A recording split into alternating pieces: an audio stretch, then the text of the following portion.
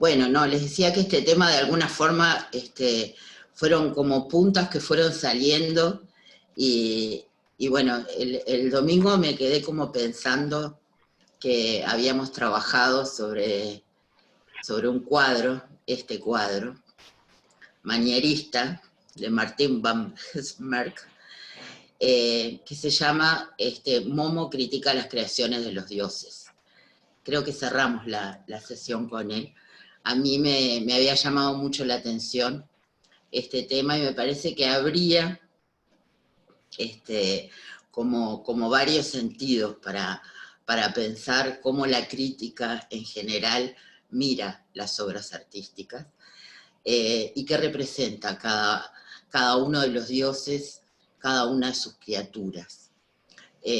Para revisarlo nomás,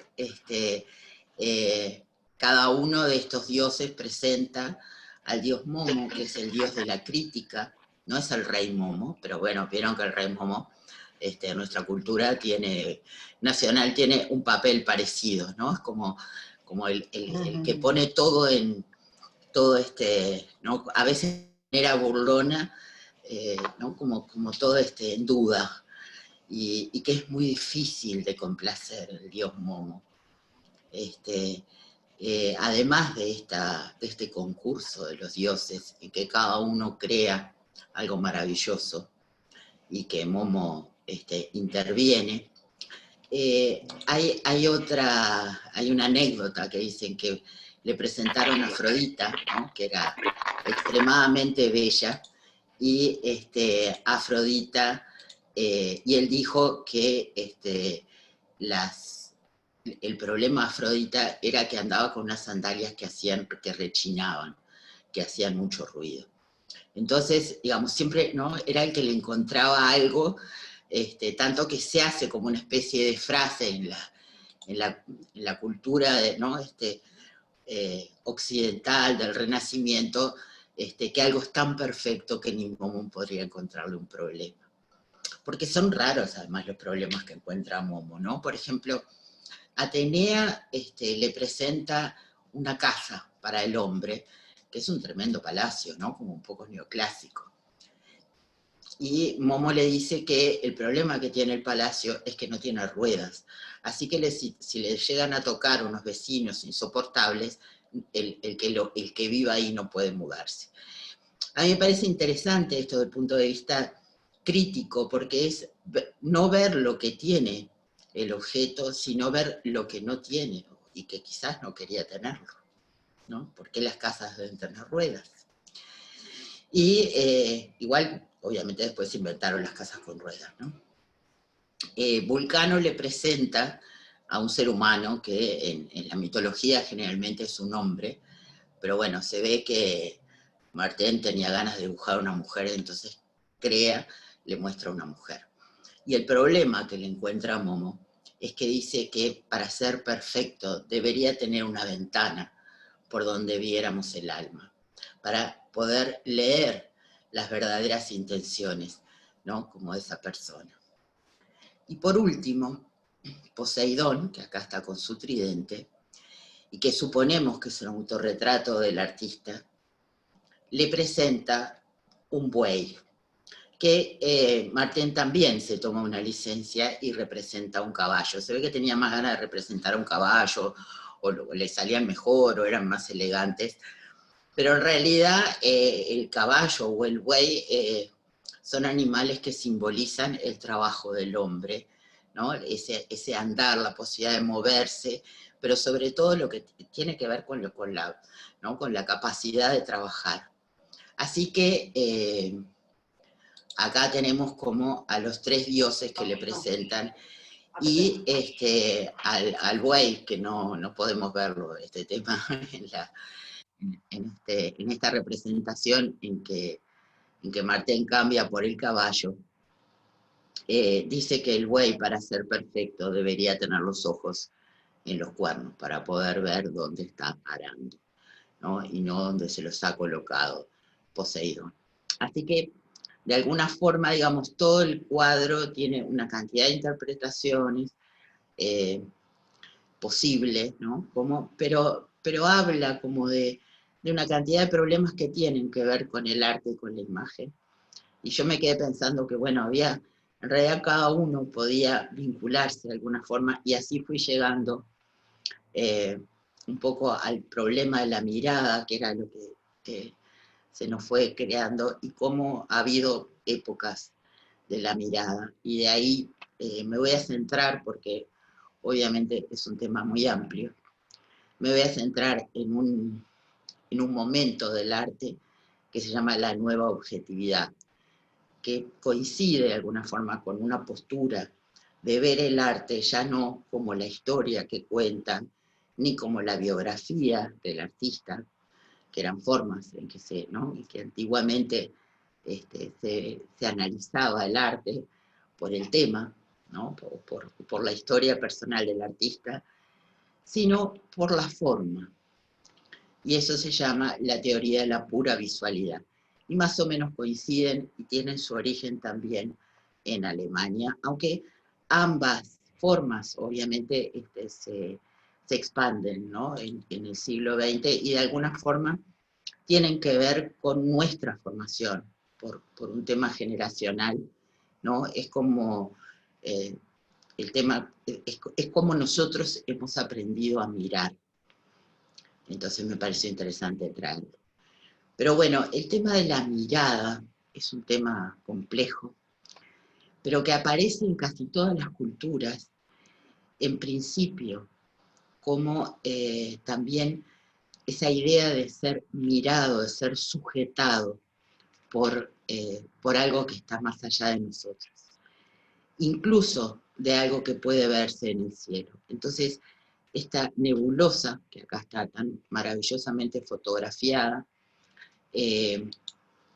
esta es la nebulosa Hélice, se llama así Helix, y tiene todo este código NGC7293, pero en realidad se la conoce como el ojo de Dios, y vaya si parece un ojo de Dios. Y fue identificada, a pesar de que no es muy fácil de ver, es como una especie de sol que está ya extinto, que está a unos 680 años de luz de distancia, y que funciona como un sol, posiblemente es como un sistema, ¿no?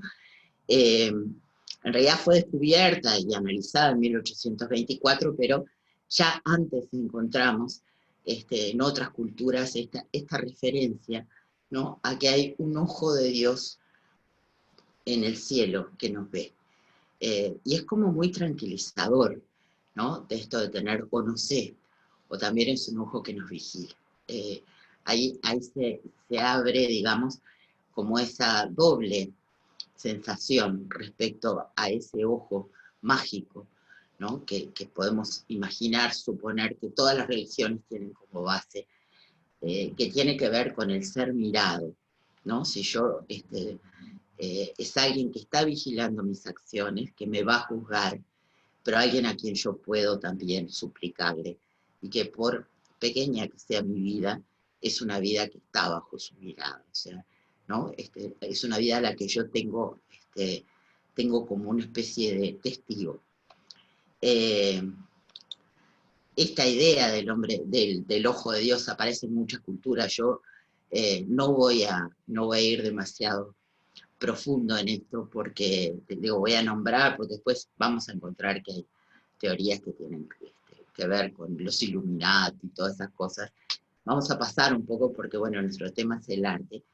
Pero me pareció interesante esto del ojo de Dios, que lo vemos en tantas artesanías. No sé, pero yo recuerdo que mi hija aprendió a hacerlo en la escuela, ¿no? Como una artesanía, que es de la cultura huichol, y que lo que se crea es este tejido, ¿no? Con las varillas, que representa al ojo de Dios que mira a un niño que nace.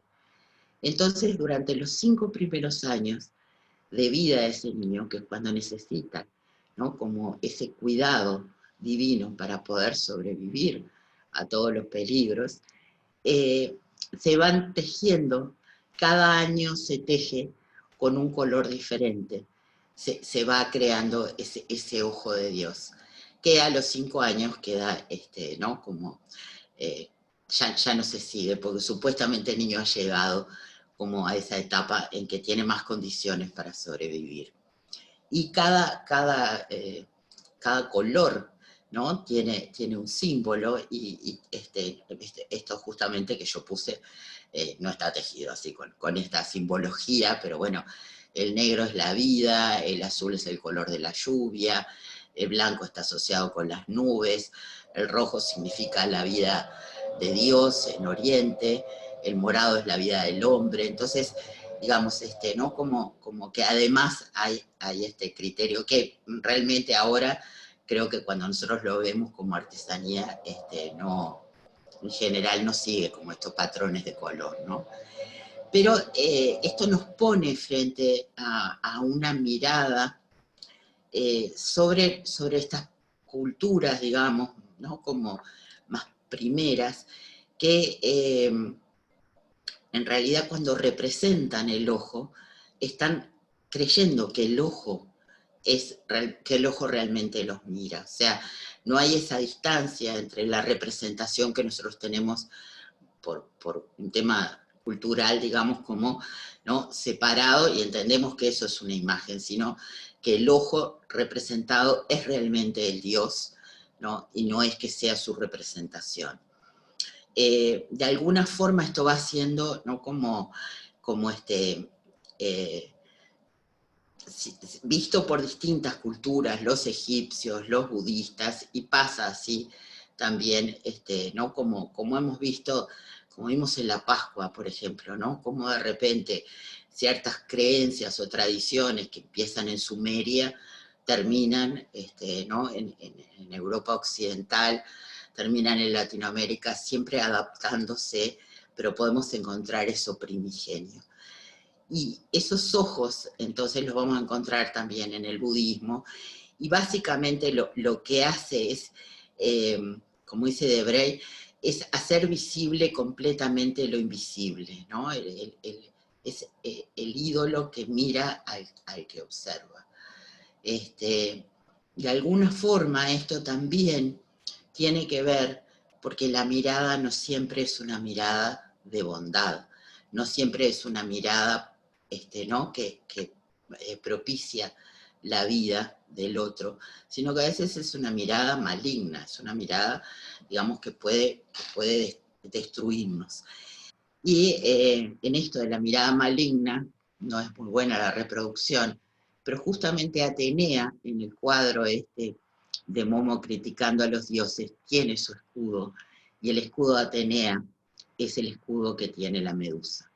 Y la medusa, ser absolutamente maligno, de alguna forma es neutralizada mediante la imagen, porque lo que hace Perseo, como está contado acá en esta pintura, cuando tiene que atraparla, es evitar mirarla a los ojos, porque ella petrificaba, ¿verdad? Acá tienen a los que petrificaba con su mirada, y en cambio le presenta una especie de espejo, que es un escudo bruñido, bueno, porque en esa época no había espejos en Grecia, ¿no? Y entonces ella se mira a sí misma y eso la destruye. Entonces, de alguna forma, eso es como quizás el preanuncio de la fotografía, ¿no? Es decir, esa mirada que se refleja y que deja congelada la imagen. Pero en agradecimiento, Perseo le lleva a Atenea, le lleva a la cabeza de la medusa, y por eso tenemos la medusa. O sea que de alguna forma también esa mirada maligna, ¿no? Esa mirada que nos paraliza, esa mirada que nos lleva a la muerte, ¿no? Por parálisis, es todo lo contrario de la vida, también puede ser neutralizado. Y esto me llevó a este tema del ojo, ¿no? Del mal de ojo, y a estas preciosas eh, este, piecitas de vidrio que también reflejan y que tienen forma de ojo, que seguramente ustedes conocen también, se llaman los nazar, se llama ojo turco o ojo griego, es básicamente muy, muy popular en Turquía, que justamente es como ese amuleto, digamos, contra, ¿no? Como el ojo, como la medusa, contra la medusa, o sea, contra la mirada maligna. Y qué gracioso que además está en las líneas aéreas turcas, aparece como el ojo, ¿no? El ojo ahí también, el nazar representado. Pero es como un elemento, digamos, ¿no? Como un poco también de esa magia simpática, o sea, es como desde el punto de vista, digamos, un poco de las civilizaciones, como de esas primeras respuestas, ¿no? Te pongo esto para que no suceda lo otro. Y los ojos han sido muy importantes, obviamente, dentro de la escultura, tanto que en la escultura griega y en la escultura romana después, los ojos generalmente se hacían de otro material.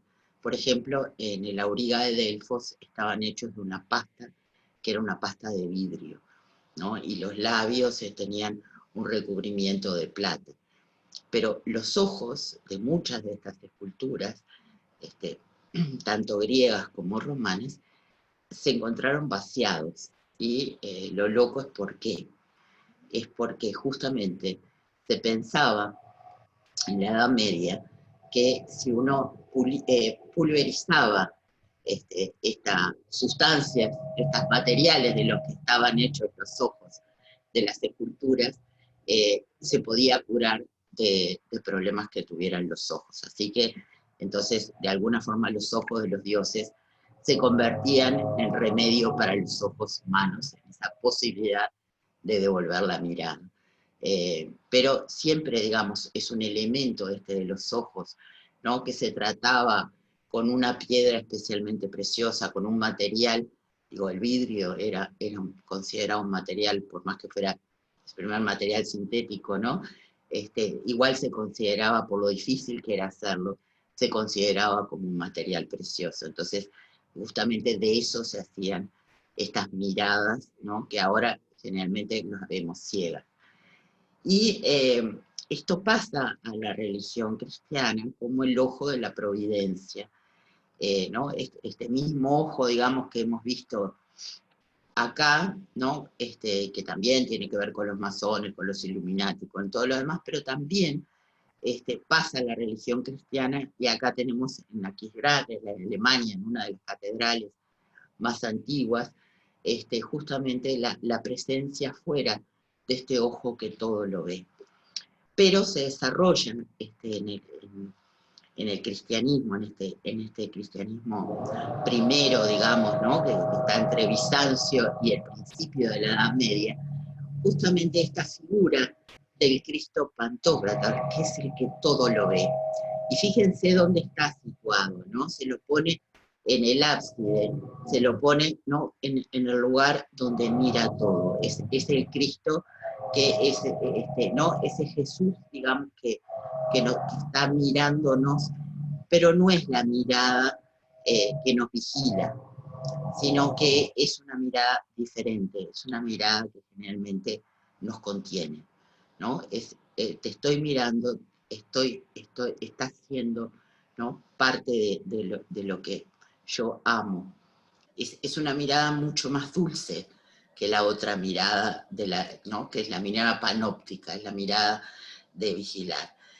Yo puse acá al Cristo maravilloso de Santa Sofía, pero en realidad hay ya como les decía, hay una cantidad de estos Cristos Pantocrátor ¿no? que podemos ver en distintas iglesias, y que generalmente están representados con un tamaño enorme y nos miran, ¿no? Es eso de que de alguna forma nos sujetan. Lamento no haber encontrado una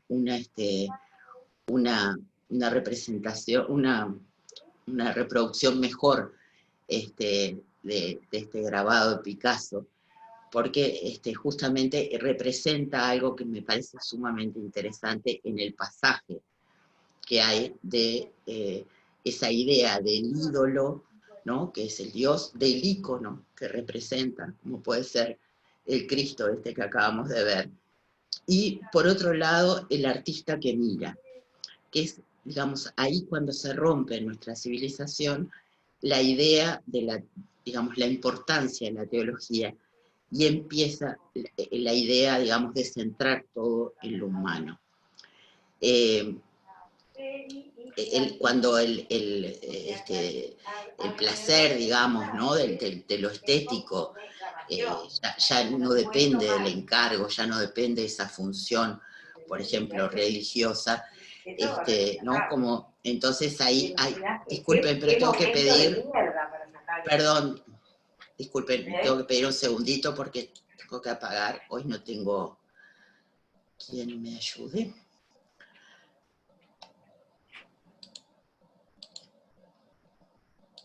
Les pido por favor si pueden chequear, tener el audio apagado. Bueno, creo que estamos todos.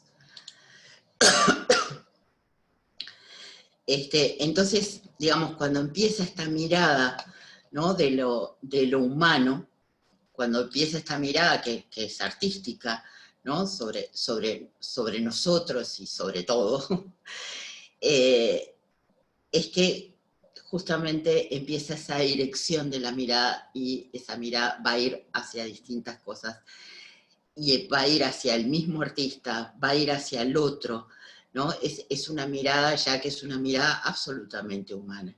Y me pareció interesantísima, ¿no? Este grabado de Picasso, donde justamente la mirada, ¿no? Vemos las direcciones de la mirada, la dirección de ese cruce de miradas puesto en líneas, o sea, graficado absolutamente. Y eso es como, digo, es muy difícil de encontrar en el arte, y qué interesante, ¿no? Ver cómo, de alguna forma, en este caso, el artista y la modelo, digamos, intercambian este juego de miradas, esta tensión de miradas que los construye a los dos, ¿no? Qué es lo que están mirando, y cómo de alguna forma se hace una especie de red que los construye.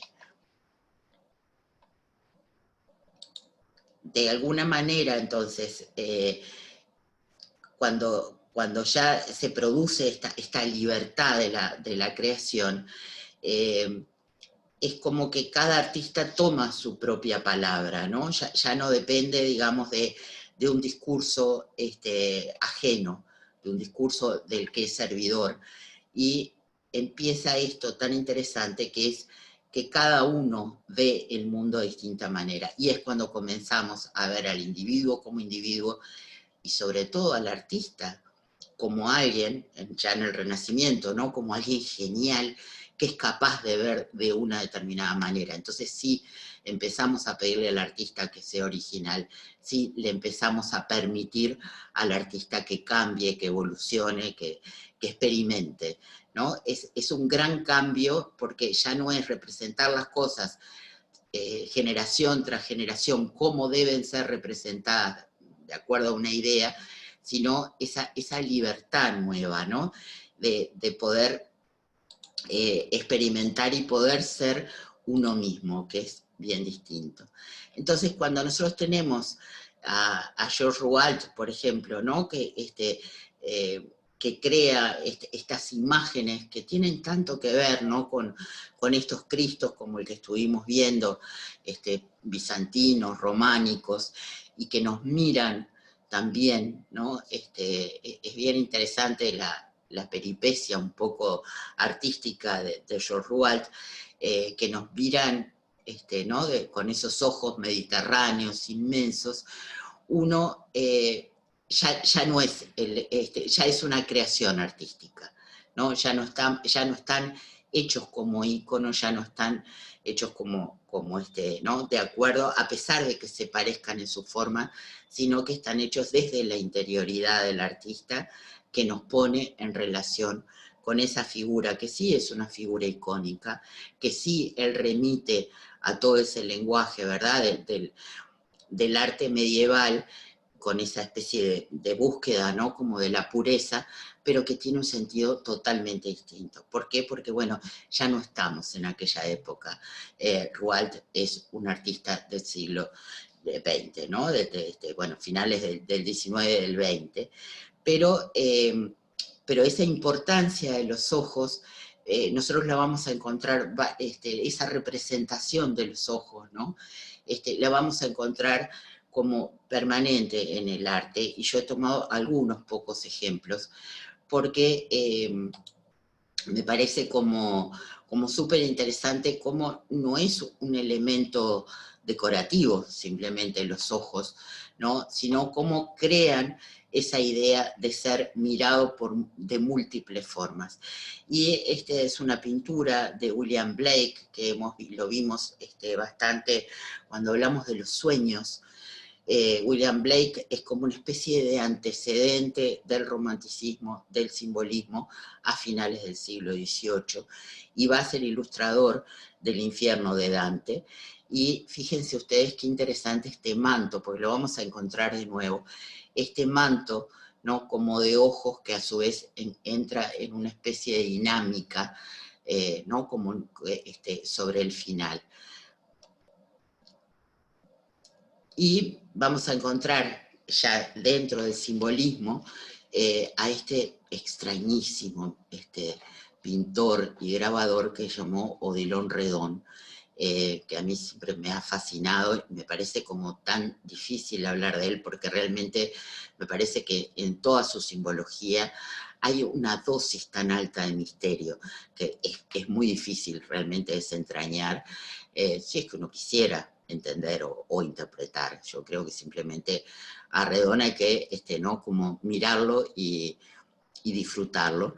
Él hizo unas ilustraciones para La Tentación de San Antonio, toda una serie, y dice él mismo, en todas partes los globos oculares están en llamas.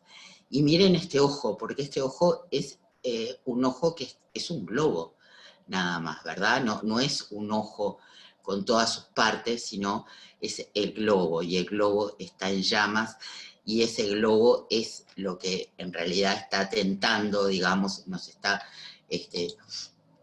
conectando, ¿no? con lo maligno de la tentación de San Antonio, que también es un tema, ¿no? Como muy recurrente. Y en esta obra en especial, que se llama El Cíclope, que la pinta un poquito antes de empezar el siglo XX, él representa un mito que es el de Polifemo y Galatea.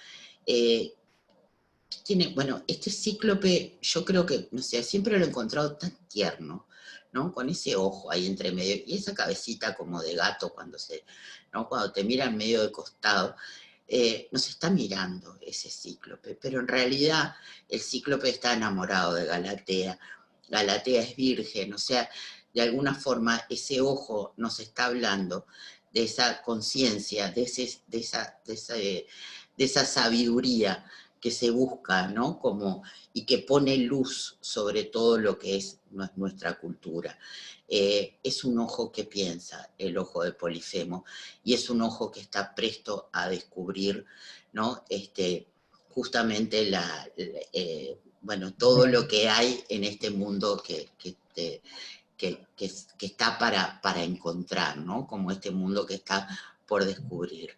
Es interesante, ¿no? Que en este momento, justamente, que es un momento de tanto el que él vive, ¿no? Que es un momento de tanto descubrimiento, de cierta fe en la ciencia, del pensamiento positivista, de lo racional, ¿no? Que está allá en lo alto y que es como un poco el faro de todo el trabajo cultural, nacen estos pintores que son justamente que trabajan como todo lo otro, lo misterioso, que ni siquiera es el sentimiento del romanticismo, va mucho más allá, ¿no? Como de la búsqueda de la esencia de las cosas en eso misterioso que no podemos ni siquiera representar, ¿no? Entonces también esta pintura de de Redón es una pintura que se va a acercar de alguna forma a los fauvistas, se va a acercar a los post-impresionistas, porque es una pintura justamente sumamente abstracta, ¿no? Como que en algún momento delimita formas, pero después hay otras partes que tienen que ser contadas mediante la mancha. Entonces es también como una, ¿no? Como una puerta de entrada a lo que no puede ser representado.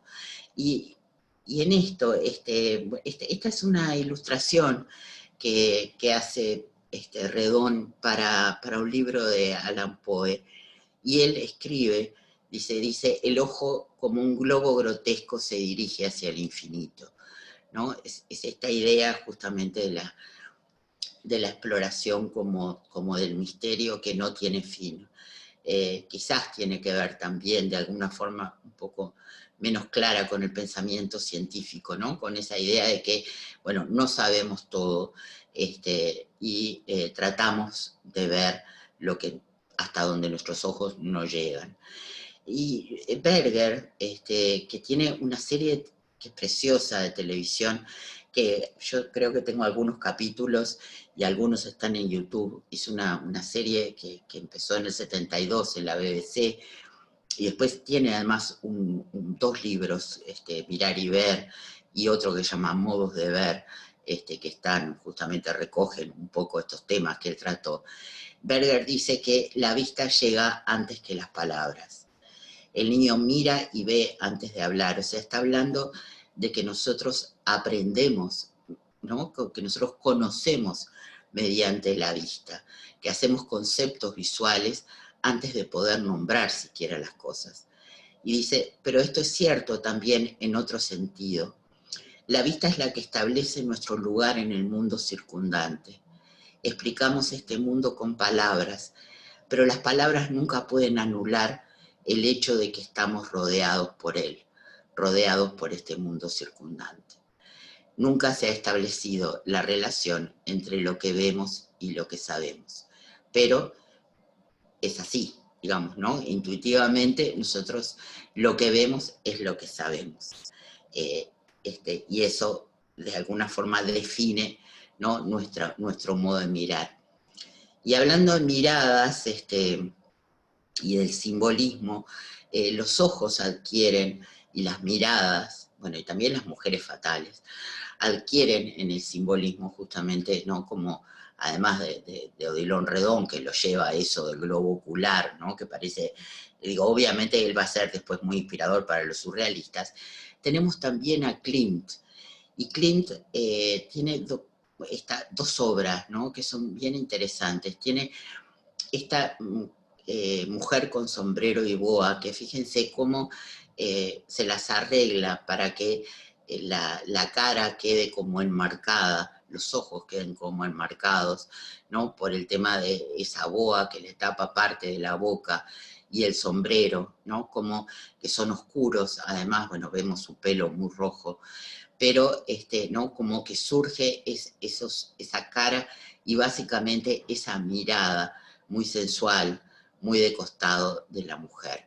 Y lo va a llevar unos años después, porque este es de 1916, 17, lo va a llevar justamente más allá con esta otra, La señora con un manguito se llama, que acá es todavía más claro, porque además no hay distracción con el color, ¿no? Tenemos esos ojos que nos están mirando y esa cara pálida, y todo lo demás es una mancha negra. Y lo que vemos detrás tiene un aire un poco japonista, pero en realidad es totalmente, casi es una abstracción.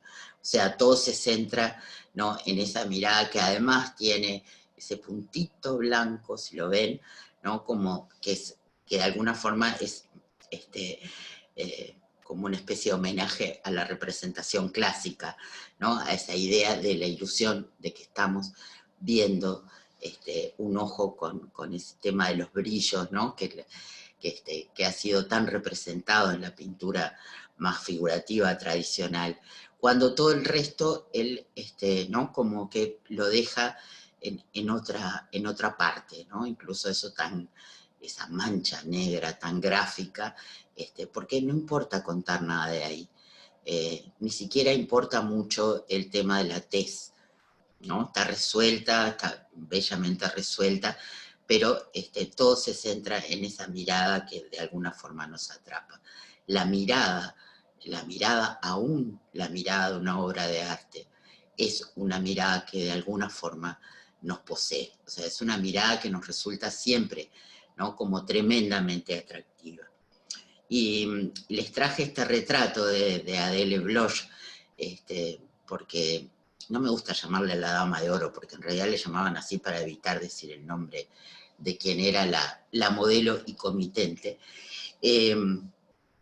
Este retrato de Adele Bloch justamente une, ¿no? Por un lado, la representación ¿no? de esa mirada como tristona que tiene, ¿no?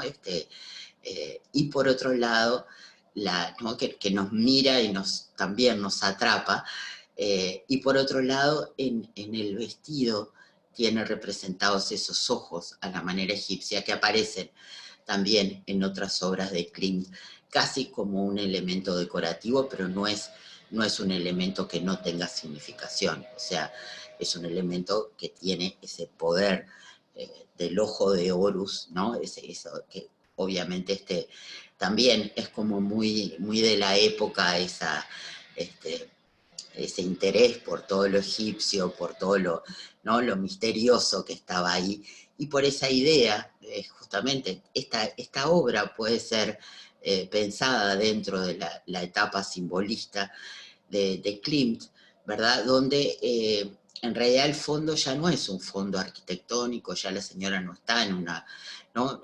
Todo lo que vemos en el fondo no nos está hablando de un entorno arquitectónico, ¿no? que pudiera ser el de esta mujer, sino que es un fondo dorado. Esta obra tiene que ver justamente con esa incorporación de Klimt de un recurso, que es el dorado, que había visto en los murales de Rávena, ¿no? Y para mí el dorado tiene una cosa también, obviamente medieval, porque lo que crea es un fondo que ya no está sujeto a ninguna ley de la representación perspectiva, que ya no nos muestra ni la ciudad, ni nos muestra lo efímero que puede ser un ambiente interior de la época, ¿no? Sujeto a las modas, sujeto a los recursos, sujeto a los materiales, sino ese otro espacio, que es un espacio que por abstracto y por dorado se vuelve un espacio sagrado. Es decir, eso ya había sido usado justamente en el arte bizantino como ese espacio sagrado. Y ahí es donde él, ¿no? nos coloca a esta mujer, este retrato, de una mujer que, bueno, fue justamente, era, bueno, más allá que dicen que fue amante de Klimt, era una mujer que muy importante dentro del círculo intelectual de Viena de la época, murió muy joven, tenía 45 años, y tenía una vida personal bastante desdichada, estaba casada con un hombre mucho mayor, ella era de origen burgués, de la alta burguesía, se había casado muy joven con este hombre que era bastante mayor, con el que aparentemente no tenían mucho en común, y ella tuvo como una vida, digamos, paralela, ¿no? a ese matrimonio infortunado, que además no tuvo hijos, una vida paralela en que justamente se convirtió como en el foco, digamos, en el lugar de reunión de todos estos artistas nuevos. Así que justamente es como una especie de musa, ¿no? Tiene, más allá de ser una señora de sociedad, más allá de sus joyas, es una presencia luminosa, ¿no? Como dentro del ambiente de su contexto. Bueno, ustedes saben, hay una película justamente sobre la recuperación de esta obra de la familia de Adele Bloch en Norteamérica, cómo recuperan esta obra que había sido confiscada en la época del nazismo y que justamente, bueno, el Estado austríaco demora muchísimo, ¿no? Y pelea mucho para quedarse, porque, bueno, es considerada una de las obras maestras de Gustav Klimt. Así que, bueno, es gracioso porque todavía en los museos uno se puede encontrar con reproducciones de esta obra, ¿no? En Viena, pero en este momento se puede ver en la Neue Gallery de Nueva York, y bueno, allí está por unos cuantos millones de dólares desde hace unos años, y bueno, es una obra grande, además tiene 1,53 por 1,33, y la verdad es que es uno de mis objetos de deseo para cuando podamos ir a Nueva York. Esperemos que pronto podamos volver a viajar. Pero este tema de los ojos, fíjense que qué interesante, cómo a veces ni siquiera depende de que nosotros tengamos esa representación, como veíamos en Klimt, ¿no? Que todavía se permite ese brillito en el ojo como para dar, ¿no? Como una representación más realista. Y como en este retrato, ¿no? De Modigliani, los ojos se vuelven simplemente una mancha, con apenas una parte un poquito más sombreada, pero básicamente se vuelve una mancha negra. Y sin embargo, esos ojos también nos miran, esos ojos también nos están diciendo cosas. Posiblemente pasa, ¿no? En estos primeros años del siglo XX, y hay un interés de los artistas justamente buscando esas formas nuevas para renovar lo que es el arte, una exploración que la hacen Picasso, la hace Apollinaire, la hace Matisse también, por formas de la escultura que se estaban descubriendo, como la de las islas Cícladas en Grecia, ¿no? Como la de las máscaras africanas, que muchas veces eran, justamente no había ninguna representación del ojo, de la pupila, ¿no? De todo eso que habíamos visto de repente, sí, en la escultura clásica, o ese tema en las máscaras africanas, del hueco, ¿no? En su lugar. Entonces es interesante cómo, a pesar entonces de que no tenemos, ¿no? Esa representación del ojo, como dice Lacan, los ojos pueden no aparecer, pueden estar enmascarados. La mirada no es forzosamente la cara de nuestro semejante, puede incluso ser la cara de un animal, ¿no? Hay buenos ejemplos de eso, sino también la ventana tras la cual suponemos que nos está acechando, nos están acechando. Es una X ¿no? Que es, esa idea de no sabemos qué es algo a descubrir, el objeto ante el cual el sujeto deviene objeto.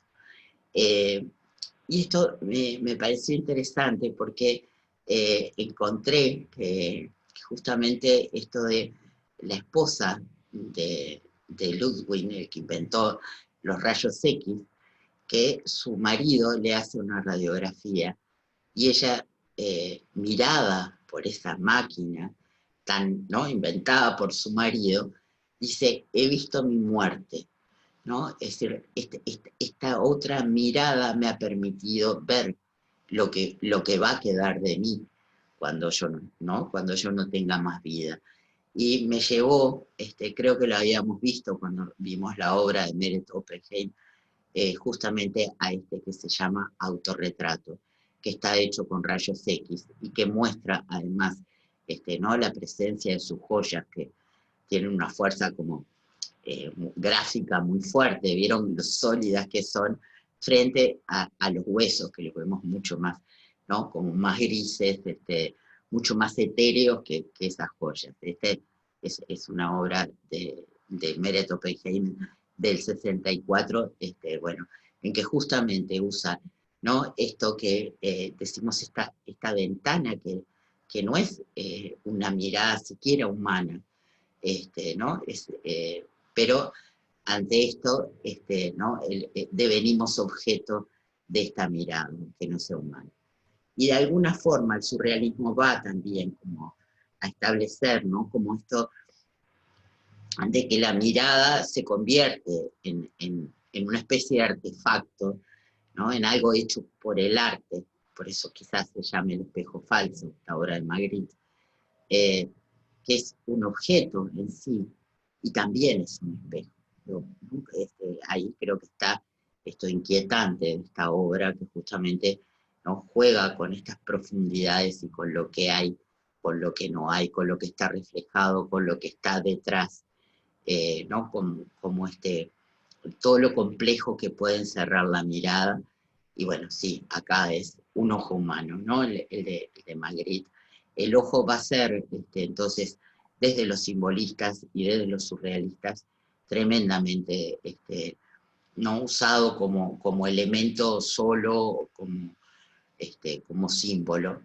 Y bueno, y está esta película que está en Netflix ahora, no hace mucho, que les recomiendo. No es la mejor película de Tim Burton, pero es una linda película, que está hecha a partir de esta pintora norteamericana, que en realidad Tim Burton conoció porque, bueno, acompañó a una amiga y después a una mujer que fue su pareja a hacerse retratos con ella, que justamente es una pintura bastante kitsch, ¿no? Pero tiene que ver con esto de los ojos grandes, ¿no?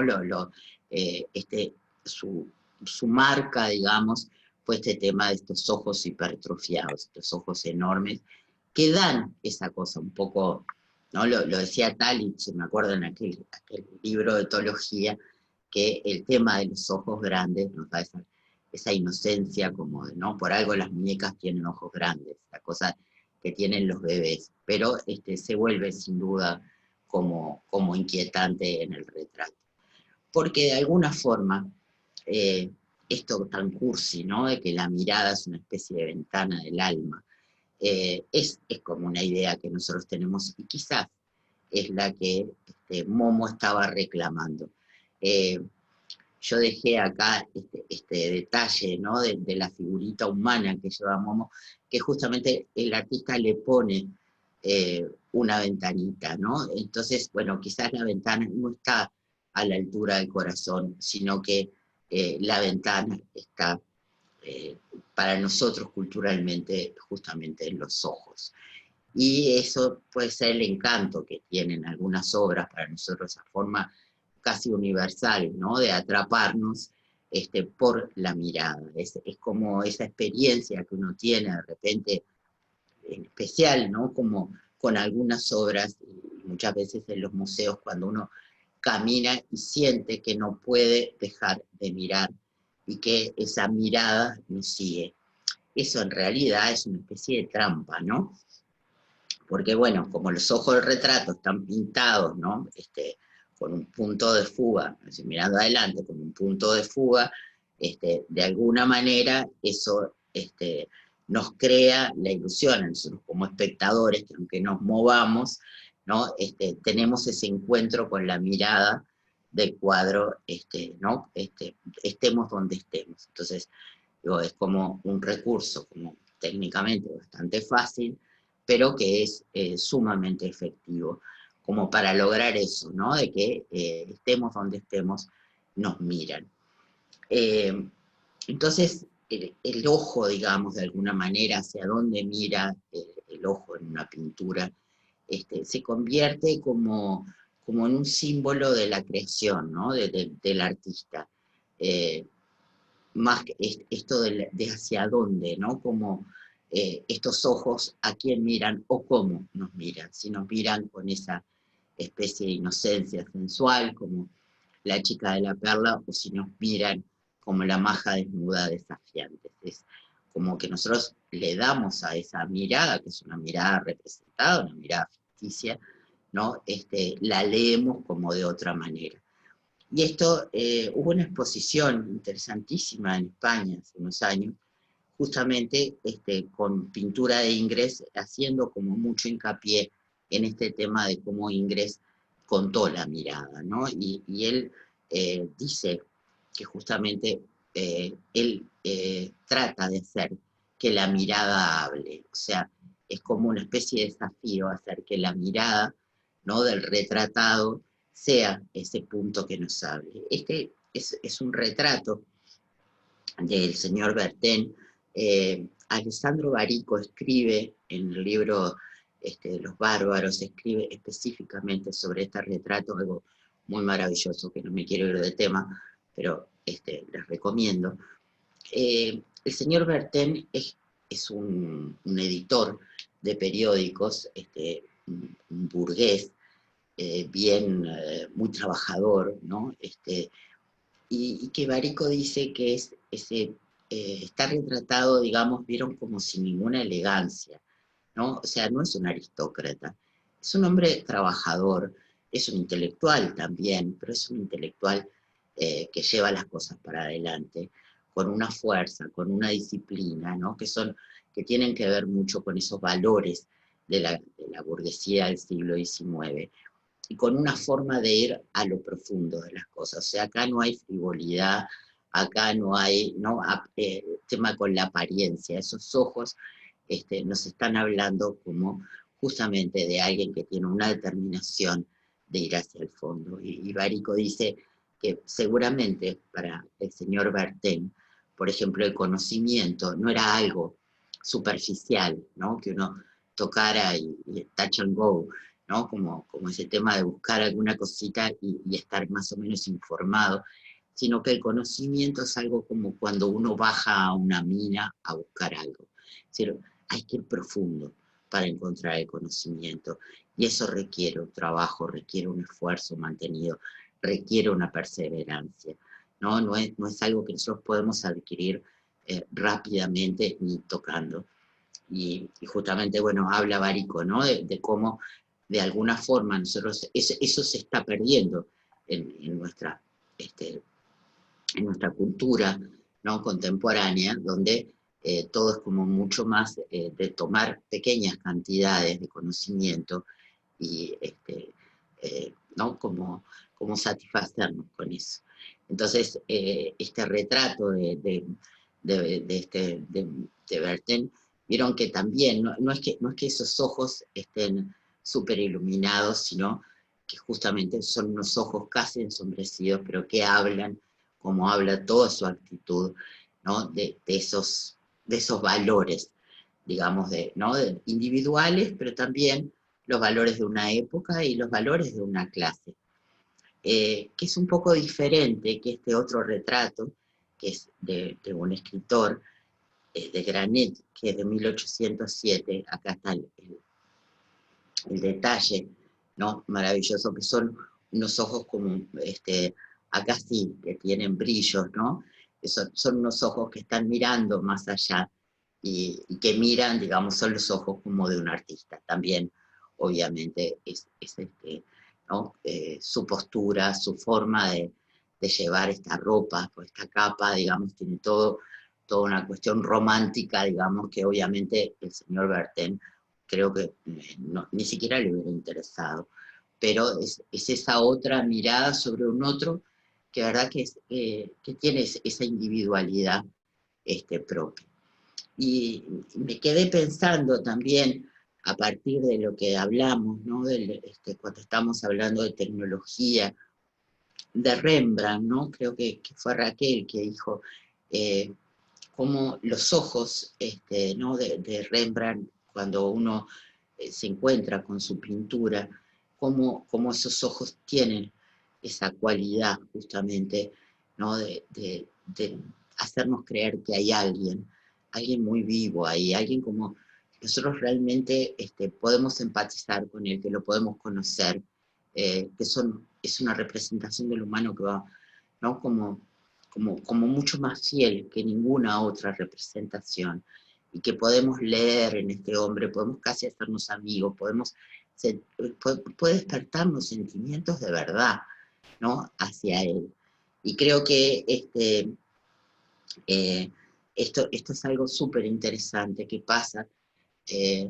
Para mí es maravilloso, porque yo no lo he visto este cuadro directamente. Es maravilloso poder acercarme, ¿no? Esta cosa que tiene la tecnología de poder darnos ¿no? estas visiones tan cercanas y poder ver cómo son las pinceladas que lo conforman, ¿no? Poderlo ver tan de cerca. Pero sin embargo, aunque me pasara horas estudiando cómo están puestas las pinceladas, no puedo con este misterio, francamente. O sea, ahí es donde uno ve, ¿no?, esa cosa de lo genial de un determinado artista. No puedo entender cómo lo hizo, pero no puedo explicar por qué hay, en algún momento, ¿no?, esas masas de color, esas masas de materia, y en otras, ¿no?, como eso tan ligero, y cómo funciona. Y cómo funciona en Ingres, que pintaba tan distinto por veladuras, y cómo funciona en Rembrandt, que tiene esos gestos, ¿no?, que me dice, bueno, no es posible esa mancha blanca en la nariz, y sin embargo, ¿no?, cómo está ayudando a construir.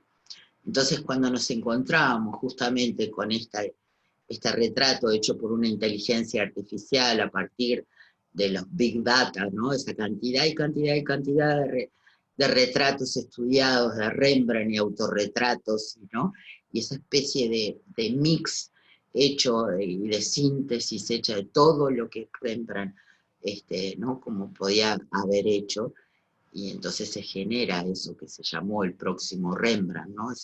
Ese Rembrandt generado por una inteligencia artificial que había elaborado toda esa cantidad de datos, y creo que también era que decía, ¿no?, como eso de, no me produce lo mismo, ¿no? Esos ojos no me están produciendo lo mismo. Y acá llegamos como a un punto, ¿no?, que creo que lo andábamos viendo como en las últimas sesiones, justamente, que es muy clave, que es justamente este tema de cómo la imagen, ¿no?, pasa a ser en nuestra cultura una imagen materia, como el Rembrandt, una imagen fílmica, ¿no?, como las imágenes de las películas, o de la fotografía, ¿no?, y pasa a ser una imagen electrónica que ya no remite a ningún original, ¿no?, como esta. Esta remite a muchos originales, pero en realidad no remite a ninguno. Y tiene una autonomía por sí misma, o sea, es una creación totalmente original y nueva. Y es autónoma, o sea, no dependió de ningún artista. Entonces, Wachsman escribe en El Ojo Absoluto que dice: la ciencia parece empeñada en penetrar todo lo real, y para eso tiene que reducir lo real a la imagen, a lo que se ve. Esto es una crítica bien lúcida, ¿no? Dice, es un empeño que parte de concebir que lo real se ve, que todo lo real es visible. Y dice que en realidad, ¿no?, esa tesis es malísima, es una especie de asesinato a la pintura.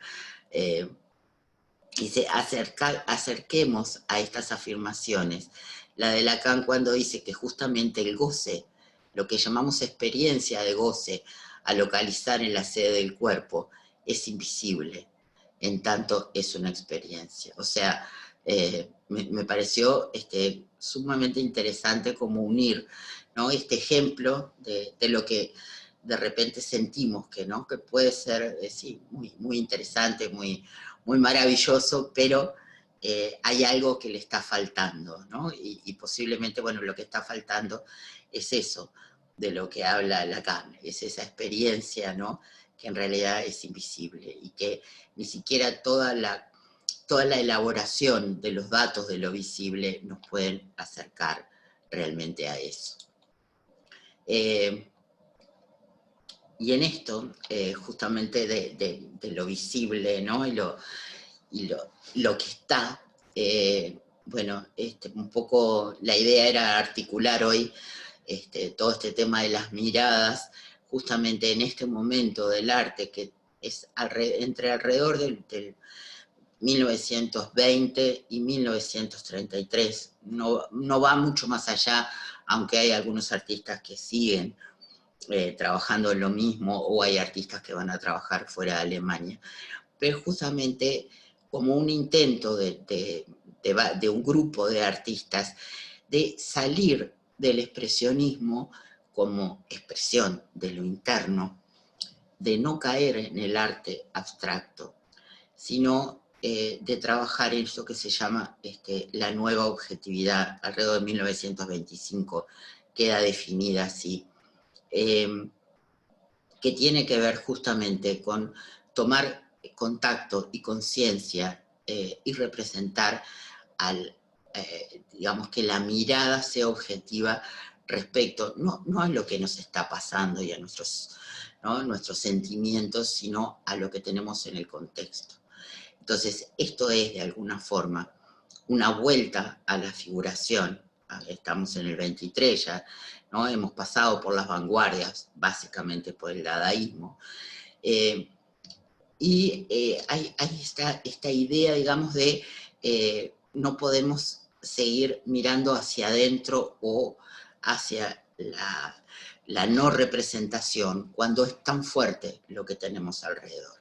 Justamente la nueva objetividad va a surgir en Alemania, ¿no? Como una especie de decisión del expresionismo, aunque nosotros consideramos expresionistas, ¿no? En general, a Gross o a Watteau Dix, pero bueno, va a ser justamente como un matiz, digamos, muy pensado. Hay un movimiento, digamos, de una cantidad de artistas, unos 30 y pico, que se unen y se sienten compenetrados con esta idea de que no se puede dar la espalda a lo que está pasando, ¿no? Y que hay que encontrar una forma artística de representación que tal vez sea volver justamente a la forma, volver a la representación, incluso con recursos renacentistas, con recursos del arte flamenco, es decir, con recursos de la figuración más ajustada, para poder contar, ¿no? Para poder expresar realmente ese mundo en el que se está viviendo. Y esto va a dar lugar a toda a una serie de pintores que van a trabajar, por ejemplo, el retrato, ¿no? Digamos, esto de mirar al otro que tienen cerca, al otro, como también objetivamente, es decir, ya no es la mirada de un Klimt, ¿no? Que de alguna forma embellece, que de alguna forma se olvida o evita algunos datos de lo que está mirando, sino justamente la nueva objetividad se trata de reflejar todo lo que se está viendo, ¿no? Sin edulcorar en absoluto, o sea, sin enmascarar nada de lo que se ve. Entonces, muchas veces vamos a encontrar que este movimiento es un movimiento de retrato bastante duro, bastante cínico, pero por otro lado es como muy honesto, muy de buscar en esa persona que se está, ¿no? En ese ser humano que se está retratando, justamente ver adentro de su alma, un poco lo que quería Momo, ¿no? Ver más allá de lo que es la apariencia de lo social, ¿no? Esa máscara y poderlo ver en su humanidad, aunque sea doliente, aunque sea una humanidad compleja. Este es Schlinder, que es uno de los, ¿no? Schlitter, perdón, qué mal que lo digo, Schlitter, que es uno de los pintores más interesantes ¿no? de esta corriente, que va a trabajar muchísimo en el retrato, porque justamente trata de ver, ¿no? en cada individualidad cómo se está reflejando, cómo está viviendo y cómo está siendo determinado de alguna forma por la vida que se está llevando en ese momento, en ese contexto. Estos retratos de este escritor, Max Hermann Neis, son de Gross, son dos retratos hechos en momentos diferentes. Y fíjense, digo, son retratos casi crueles, ¿no? Como, y sin embargo, digo, nos permite como adentrarnos un poco en como esa vida espiritual, ¿no? Del retratado, pero son unos retratos que parecen llegar casi a la caricatura. O sea, acá no hay miedo en Gross, que bueno, además un excelente dibujante, ¿no? En pasar a eso, a la representación más cruel, ¿no? De las cosas, porque lo que se trata es de la mirada objetiva, y la mirada objetiva no va a embellecer, a este poeta, por más que sea su amigo, por más que lo admire, sino que justamente va a tratar de ver y de representarlo en toda su humanidad, por más complicada que esté esa humanidad en lo físico, porque bueno, en la búsqueda, ¿no?, de esa humanidad va a estar la respuesta. Y obviamente, además de retratar, estos artistas de la nueva objetividad también se van a autorretratar. Y, digamos, nosotros habíamos visto, ¿no?, como hemos visto el autorretrato, digamos, desde principios del Renacimiento, pero a veces el autorretrato también es una mirada del artista sobre sí mismo no tan directa. A veces se dio un poco por el tema. Fíjense, acá hay dos representaciones de un tema bíblico que es, bueno, que era un poco una excusa también para pintar desnudos, ¿no? Que no había muchos temas bíblicos que permitieran pintar mujeres desnudas, pero de Susana, que es acosada por los viejos, ¿no? Susana y los viejos, era una mujer que es acusada, casada, acusada de adulterio por estos hombres que la estaban ¿no?, como espiando y persiguiendo, pero que en el momento del juicio estos hombres no pueden decir dónde fue, o sea, no se ponen de acuerdo y su testimonio es contradictorio, de dónde fue la infidelidad de Susana, y entonces ella queda exonerada de la culpa. Esa es un poco la historia. Pero siempre, bueno, la vamos a ver a Susana, ¿no?, justamente bañándose y acosada por estos hombres. El de la izquierda, que está pintado en 1620, es de un artista que se llama Ottavio Mario Leoni, y fíjense la tranquilidad de Susana, ¿no? Susana preciosa con su collar de perlas, y simplemente parece como que dice, bueno, no, miren que yo no hice nada, ¿no? Es como un cambio ¿no?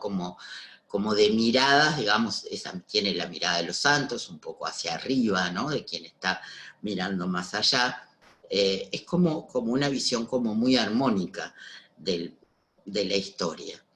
Y sin embargo, a la derecha tenemos pintado 10 años antes, de Artemisia Gentileschi, una visión totalmente distinta de la misma historia. O sea, sí, la tenemos a Susana semidesnuda, ¿no?, con el drapeado, y a los hombres, pero los hombres tienen una actitud como mucho más invasiva, y ella se está defendiendo.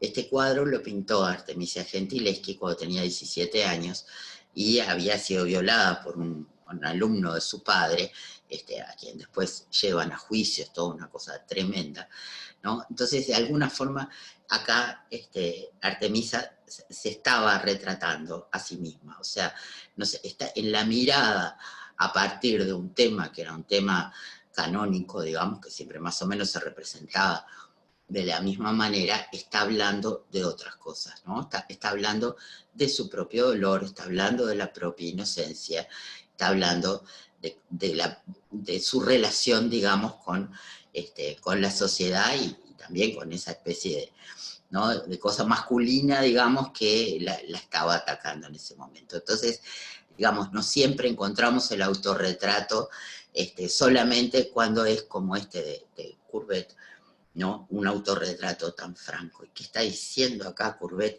Courbet se llama así, se llama el desesperado, ¿no? Courbet, bueno, justamente es como si se estuviera mirando en el espejo, ¿no?, diciendo, ¿y soy yo? O sea, ¿no? Esto es lo que yo soy. En realidad es un muchacho joven, bastante lindo, pero es ese sentimiento romántico, digamos, ¿no?, del abismarse ante uno mismo. O sea, me estoy mirando y no estoy entendiendo quién soy, porque hay algo muy misterioso en mí, hay algo que me da como pavor de mí mismo. Ese asustarse de uno mismo es un sentimiento, digamos, ¿no?, como como muy nuevo en la representación de los pintores, que en general siempre se representaron a sí mismos, digamos, como con cierta dignidad, pintando, o, bueno, tenemos los autorretratos de Rembrandt como antecedente, ¿no? Que se atrevió a pintarse a sí mismo a un viejo, ¿no? Pero también se había pintado en toda su gloria.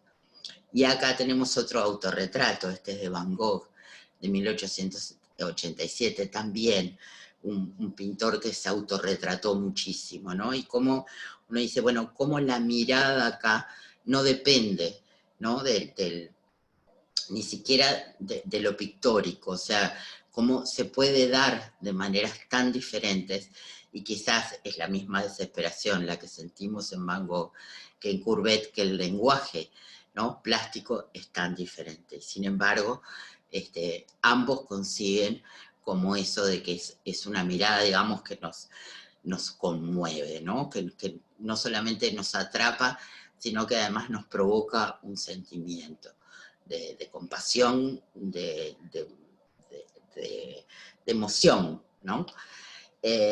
Y volviendo a estos artistas de la nueva objetividad, acá está Otto Dix. ¿Vieron cómo ellos pasan, digamos, muchas veces como de la, de la figuración, ¿no? Como tan cuidadosa, casi, ¿no? Hace acordar un poco a los artistas flamencos, ¿no? Ese cuidado por el detalle a lo más, ¿no? Como esa libertad un poco de caricatura.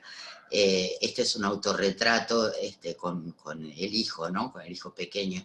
Otto Dix tiene una cantidad de retratos del hijo, ¿no? Como pequeño, en distintas edades, y ¿no? esta representación de sí mismo como padre tampoco era, ¿no? Es muy, muy usual, ¿no? En la pintura, justamente, pero bueno, es como una especie de reafirmación ahí, porque además está con el pincel en la mano, ¿no? Como del sentido de la vida, por un lado ese niñito, ¿no? Que está ahí, tan, tan vivo, ¿no? Y tan mirando hacia el futuro, y por otro lado en el otro pincel la mano, o sea, es un poco lo que lo mueve a Otto Dix en ese momento. Y qué distinta es este autorretrato, ¿no? de Christian Schad. Christian Schad es un pintor rarísimo, porque es un pintor sumamente silencioso, y es un pintor que está como siendo redescubierto hace unos pocos años. Bueno, él murió en los 80, fíjense, ¿no?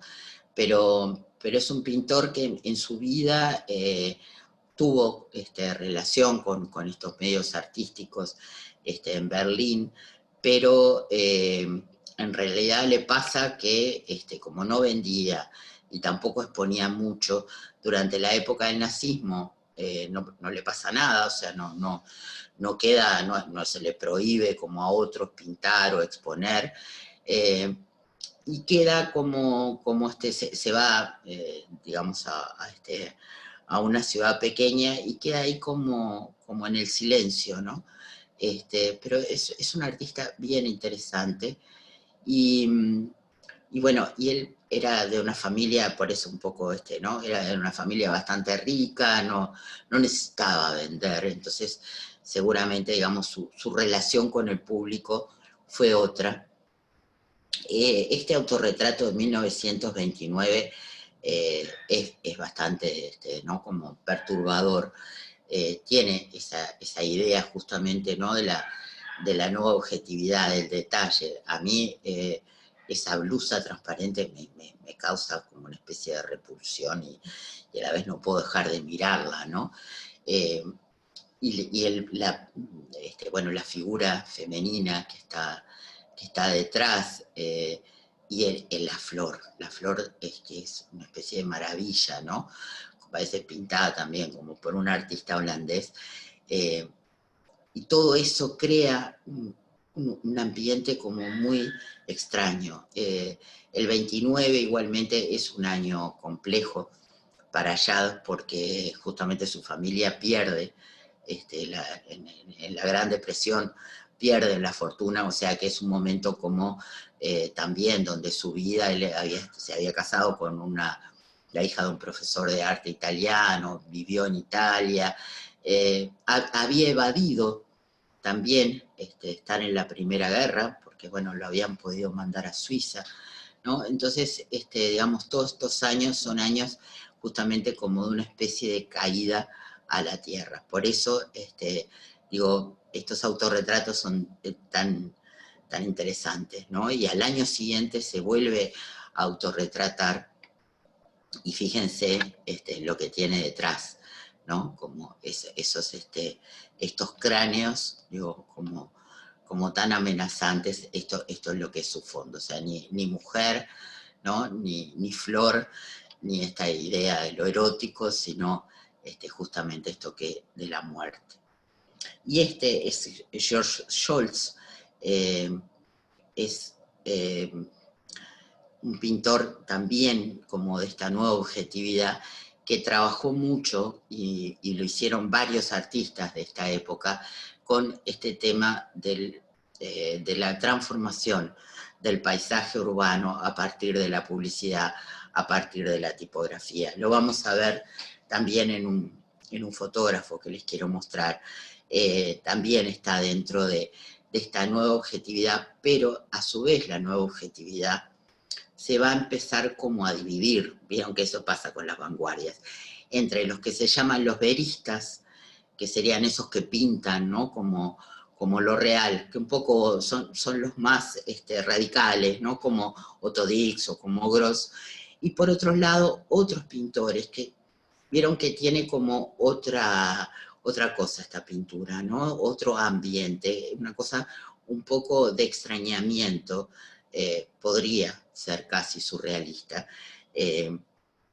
pero se le llamó el realismo mágico.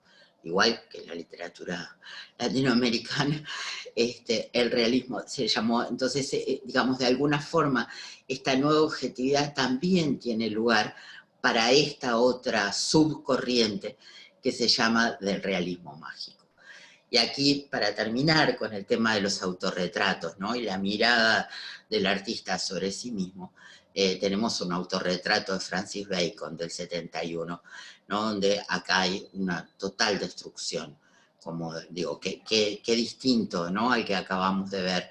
Acá hay una total destrucción de la forma y reconstrucción de la forma, digamos, ¿no? Y los ojos son esos ojos ciegos, pero que también están de alguna forma mirando. Y me pareció interesante traer como un ejemplo contemporáneo el de esta artista que es coreana, pero que vive en Nueva York, nació en el 70, que hace una obra muy rara, porque ella se va como uniendo, de alguna forma, digo, como parte de su experimentación plástica, como un camaleón, va haciendo un trabajo de camaleón, con distintas tribus urbanas, entonces modifica incluso su apariencia, y el objetivo es sacarse fotografías en estos distintos roles. Entonces, digamos, acá la vemos como, ¿no? como una chica de clase media vestida de fiesta, ¿no? Peinada, vean el color del pelo, el maquillaje, ¿no? El entorno.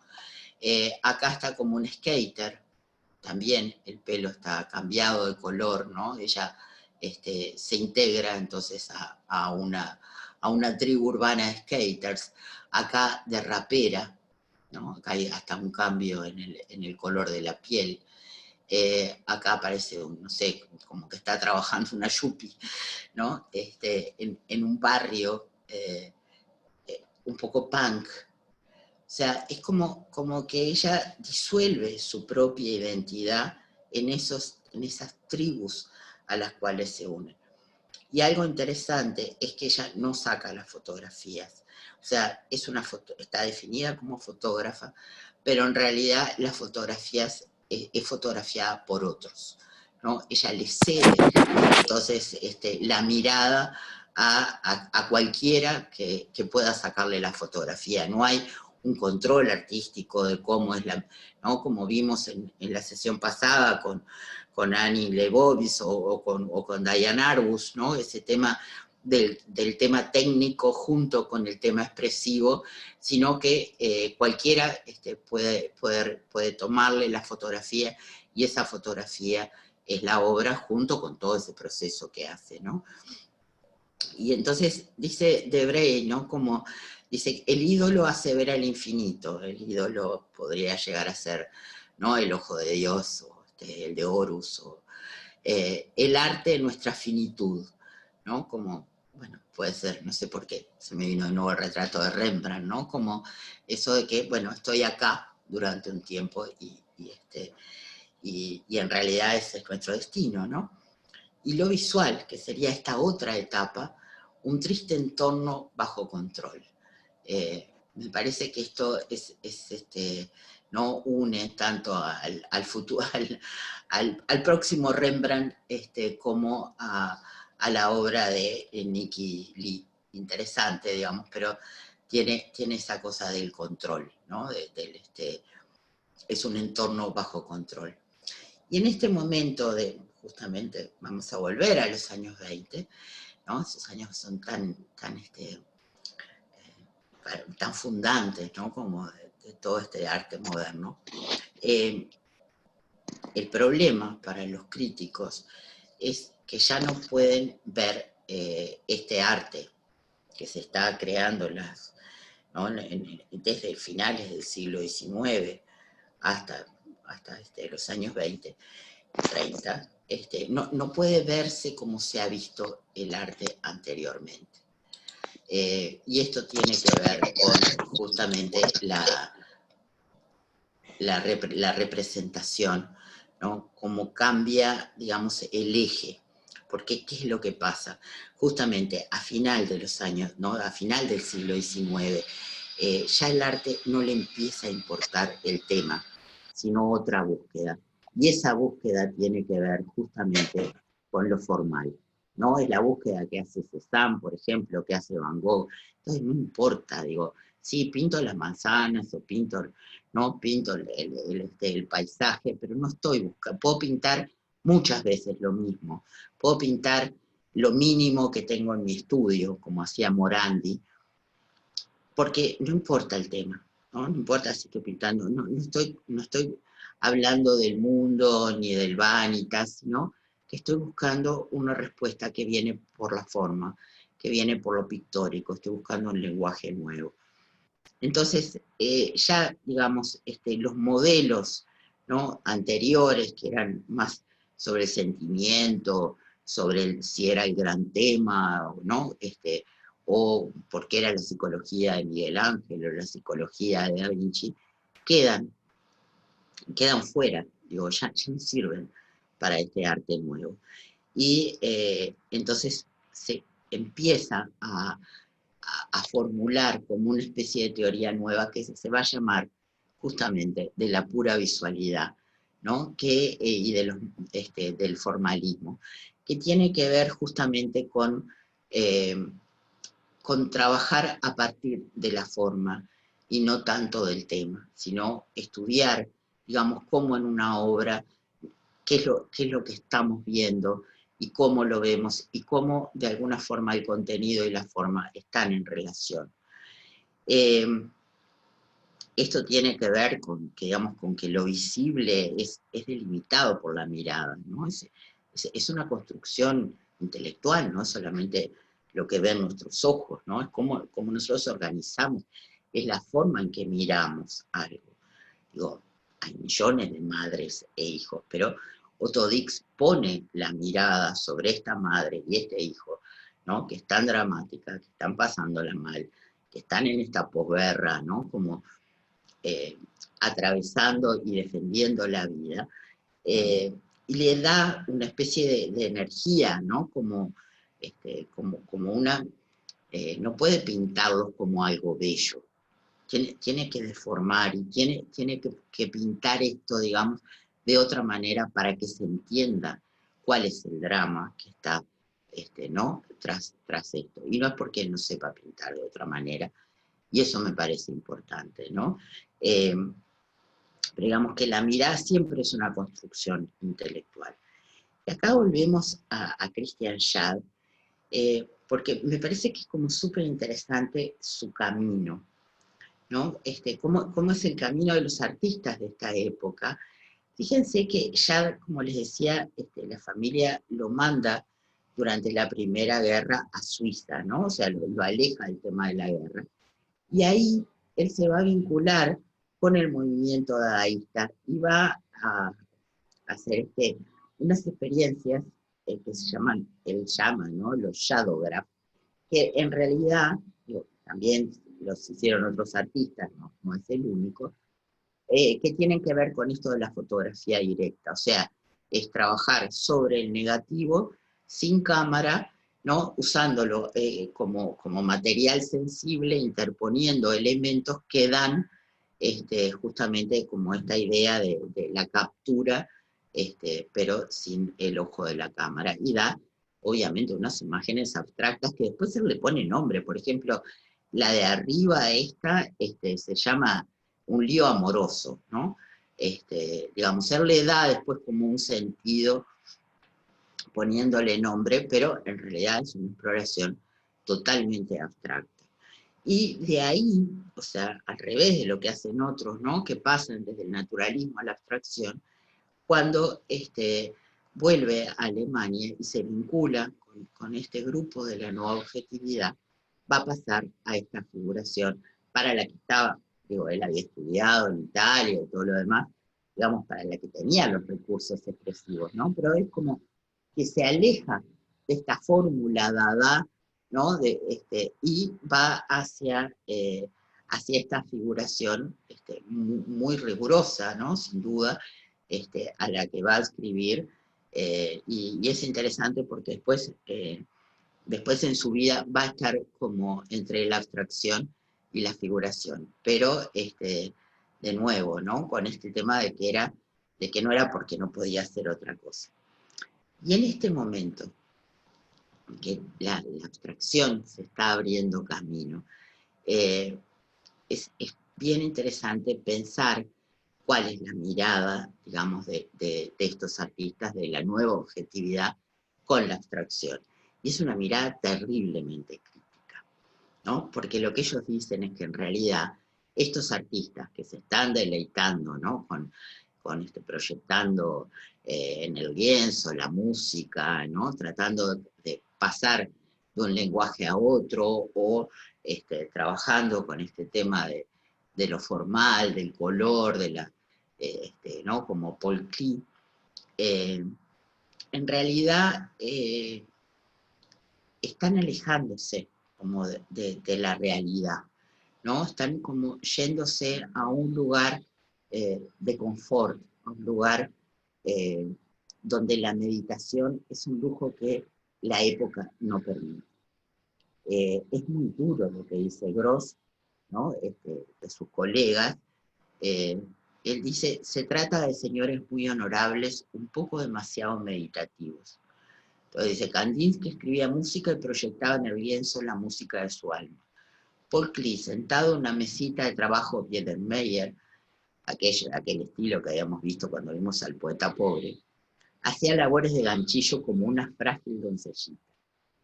En el llamado arte puro, solo los sentimientos del pintor quedaron como objeto de representación. La consecuencia fue que el pintor auténtico se vio obligado a pintar su propia vida interior. Y aquí empezó la calamidad. O sea, cuando la mirada, ¿no? que es hacia el interior, en realidad se vuelve prácticamente una evasión del momento de la época, ¿no? Entonces, cuando los artistas de la nueva objetividad van a mostrar ¿no? como justamente qué es el contexto, qué es la realidad, cómo es el ser humano, ¿no? En ese momento, es como que la idea no es mostrar el interior, ¿no? No es mostrar ese espejo del alma, sino la forma, ¿no? Como que, bueno, si yo muestro esta forma, el contenido va a surgir solo. Dice Woflin que el análisis de la manifestación formal se transforma por sí mismo en una interpretación del contenido espiritual. O sea que eso de que no, a la forma viene el contenido, se expresa el contenido, en la cual unas pocas palabras trazan la biografía de un artista o el contenido de una leyenda sagrada. O sea, no importa ya más, ¿no? Tratar de explicar psicológicamente al artista lo que vivió, lo que pasó, ni el contenido de una historia mitológica o de una historia no bíblica, sino que lo espiritual va a surgir justamente de la forma, del análisis de la forma. August Sander es un fotógrafo sumamente interesante que va a tomar justamente esto, va a estar dentro de esta nueva objetividad con un proyecto que vamos a ver, pero esto era un poco como ver estas miradas críticas, ¿no? Incluso también la nueva objetividad va a ser criticada. Acá está Walter Benjamin, ¿no? Que en el 34 dice que en realidad este tema de presentar el contexto, la miseria, ¿no? Como la lucha política, lo han de alguna forma banalizado. Y quizás sea muy injusto lo mío, pero yo puse acá, me encantó, realmente no conocía a Jan Mamen, una artista alemana que además de trabajar, digamos, un poco con este tema del contexto, fue una ilustradora, incluso una ilustradora de revistas de moda, ¿no? O sea, tenía esa cosa, se había formado en París, tiene una cosa como un poco del dibujo de Toulouse-Lautrec, tiene una mirada que es un poco, ¿no? Si bien ella venía de una familia también, de una familia muy, de muy buena posición social, que pierde todo, entonces en realidad dibujaba para vivir, pero mantiene como esa mirada, digamos, ¿no? Como un poco refinada, ¿no? Como, ella es como discreta de alguna forma. También tuvo una lucha política, después se convierte en lucha política, porque, bueno, también era lesbiana, entonces, digamos, si bien los años 20 son años, ¿no? Como de mucha tolerancia respecto a lo sexual en Alemania, pronto se va a ver como bastante complicada, ¿no? Entonces, esta estetización, digamos, también es Benjamin la mira. Y hay una tercera crítica que me pareció interesante a todo este tema, que tiene que ver, es posterior, con la superación del oculocentrismo, ¿no? O sea, nosotros venimos de una cultura visual en que, como decía Berger, ¿no? Aprendemos por los ojos, miramos la forma, como estábamos viendo con esta teoría de la pura visualidad, sentimos en general, ¿no? Como que los ojos son, ¿no? Como esa ventana hacia el alma, necesitamos ver, ¿no? Vernos sujetados por un otro que nos mira, en el arte, ¿no? En fin, tenemos todas esas experiencias que se van configurando, ¿no? Culturalmente, que hacen que los ojos sean tan importantes, que la mirada sea tan importante. Pero ¿qué pasa con los otros sentidos? ¿Qué pasa ¿no? con el olfato, con el tacto? ¿Qué pasa con nosotros como seres integrales?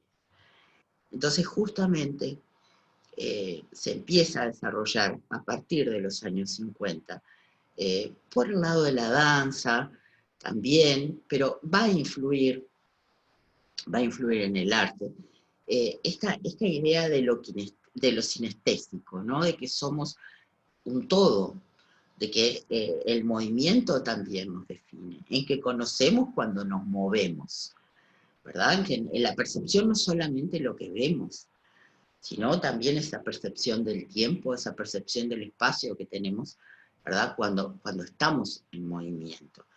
Y para esto, algunos artistas como de Kooning van a hacer experiencias como, por ejemplo, pintar con los ojos cerrados. O sea, ¿no? Como salir totalmente de ese tema del estar mirando la obra, de esa relación con la obra que se construye a partir del ver y del mirar, y ¿no? Cegarse y trabajar sin mirar, o trabajar con la mirada periférica, digamos, haciendo, trabajando cuando la mirada está puesta, no sé, en la televisión, por ejemplo, ¿no? Y es bien interesante, ¿no? Esto de cómo podemos salir de esta especie de dictadura de lo visual.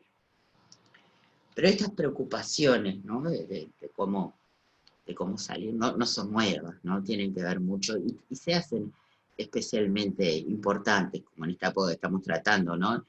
De los años 20, de cómo va a ser el hombre del siglo XX y cómo el trabajo de alguna forma nos define, ¿no?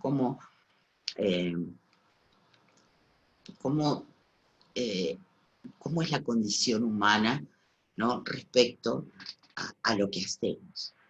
Eh, yo traje algunos ejemplos acá, ya vamos a llegar a los pintores de la nueva objetividad o a los fotógrafos, pero me pareció nada, interesante traer, porque además, bueno, tenemos varias psicólogas, traer este trabajo con el que Jericó paga a un psiquiatra, bueno, obviamente un pionero de la psiquiatría.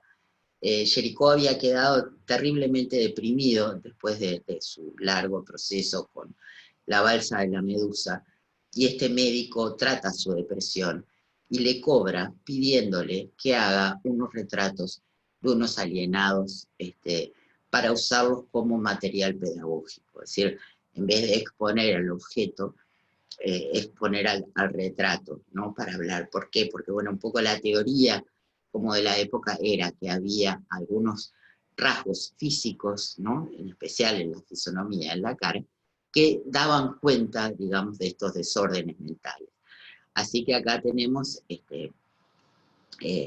Jericó trabajó unos 2 años en este proyecto, hizo varios, pero bueno, yo les traje algunos. Se llama El cleptómano, o el loco asesino también, ¿no? Tienen una factura bastante rápida, ¿no? Es como que Jericó trabajó, digamos, como tratando de capturar rápido. Acá tenemos a la mujer con la manía del juego, del 22, perdón, trabajó 4 años, no 2. Y acá tenemos la mujer de mente, o sea, es un trabajo raro, ¿no? Debe ser como una especie de documentador ¿no? de cómo las enfermedades mentales podían verse de alguna forma reflejadas en los rostros de los pacientes. Y hablando de trabajos también, ¿no? Artísticos, pero trabajos raros, es un pionero también de la fotografía, Eugene Hachette, que hace, antes de la época de Internet, hace un relevamiento de la ciudad de París, que es para que la usen los artistas, los grabadores. Entonces, es un relevamiento como él dice de monumentos y de aspectos, ¿no? Pero es como una especie de enciclopedia, ¿no? De imágenes. Ahora, ¿qué imágenes recupera Hachette de París? Va a recuperar no solamente las imágenes, ¿no? De la hermosa arquitectura, de las plazas, de los detalles arquitectónicos, de las aldabas, ¿no? De los picaportes, en fin, todo eso lo va a recuperar también, pero va a recuperar el otro París, o sea, el París pobre, el París siniestro, el París, ¿no? Eh, de los niños, el París de los obreros, el París, el otro París, ¿no? Y que un fotógrafo, que después va a ser muy importante, que también vamos a ver, Walker Evans, también se puede hablar dentro de esta nueva objetividad, dice que en esto, que en realidad el tipo solamente era muy modesto, además, solamente quería hacer como este registro, ¿no? Y un registro muy prolijo, y es un registro hecho obviamente con una cámara que pesaba 20 kilos, que implicaba hacer posar, o sea, no son fotografías tomadas al vuelo, sino cada una muy pensada. Eh, es como que es una poesía propia, ¿no? Una poesía donde la mirada del artista justamente pone poesía frente a lo que elige, ¿no? Como retratar. Y vamos a volver. Ay, perdón que les pido de nuevo, por favor, si chequean el tema micrófonos, que hay uno prendido. Bueno,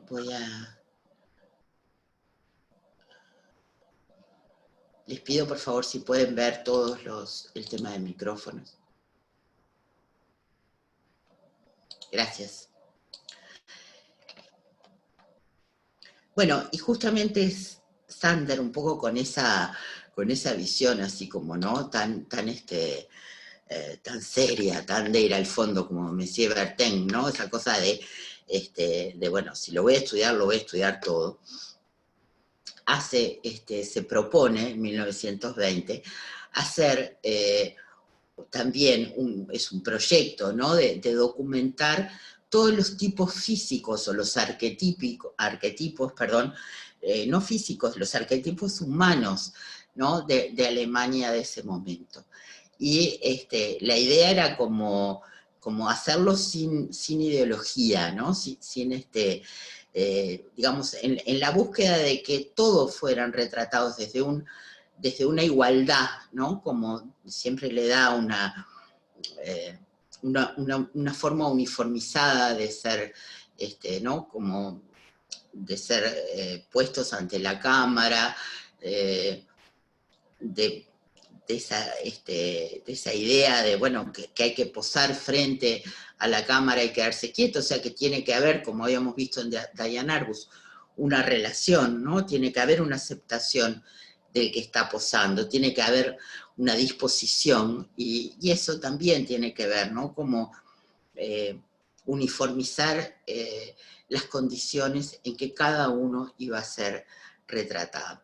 Y esa uniformización, ¿no? de las condiciones es lo que permite que nosotros podamos también leer esos matices de la individualidad, ¿no? De quién está mirando a la cámara, cómo mira, de cómo se plantan.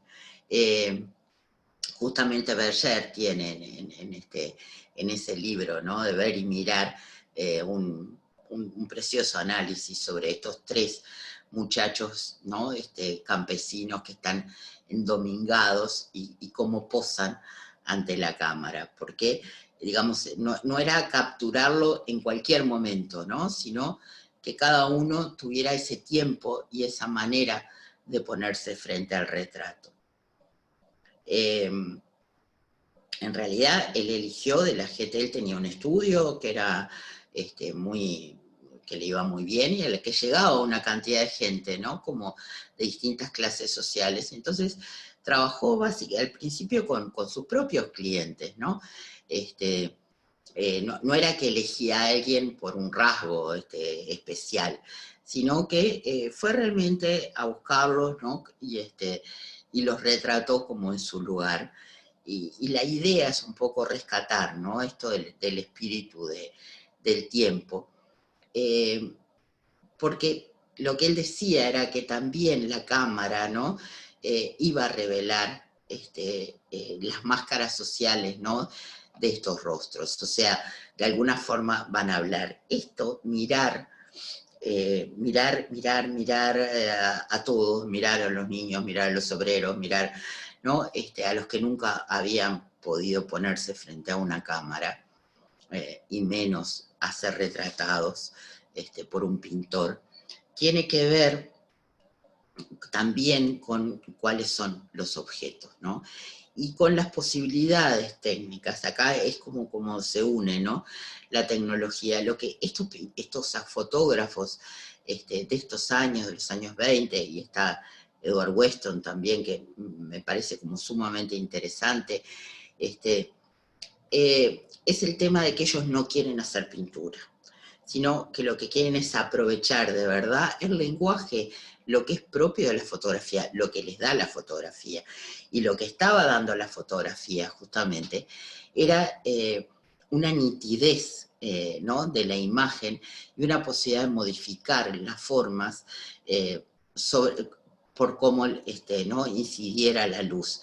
Entonces, esto hace que hay objetos cotidianos que de repente cuando uno los tiene tan cerca, ni siquiera los puede ver, que tienen como una especie de potencialidad de forma absolutamente maravillosa.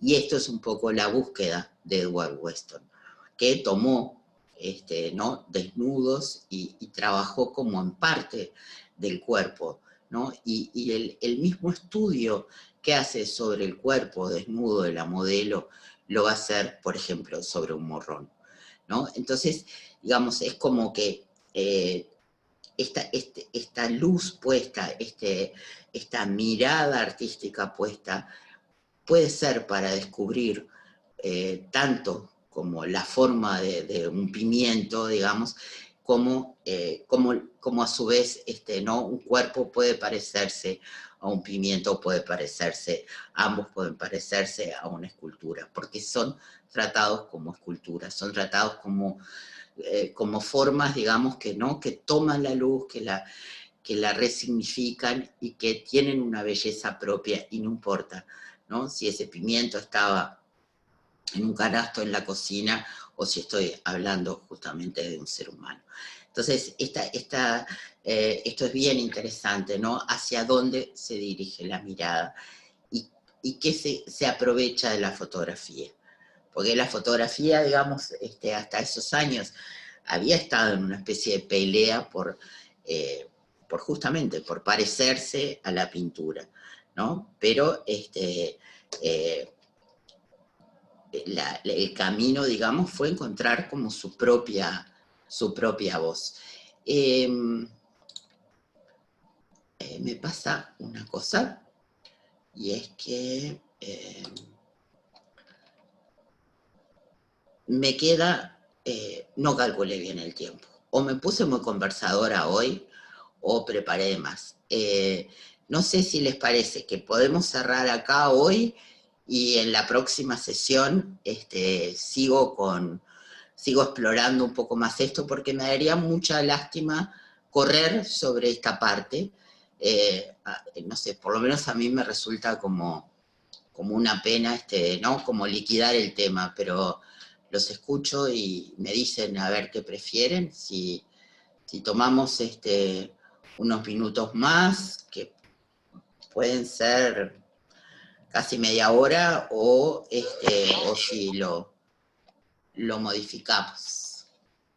O Inés, sí, Inés, Miriam, sí, Miriam, yo prefiero dejarlo para la próxima, porque es el único momento que prendo la televisión, el informativo. Perfecto, muy bien. Yo la verdad que prefiero porque, no sé, creo que conversé mucho, no sé qué me pasó, en general más o menos lo tengo muy pensado. Interesante, muchas gracias. Sí, estoy muy apasionada, pero además quiero hablar de esta gente tranquila, no quiero correr. Sí.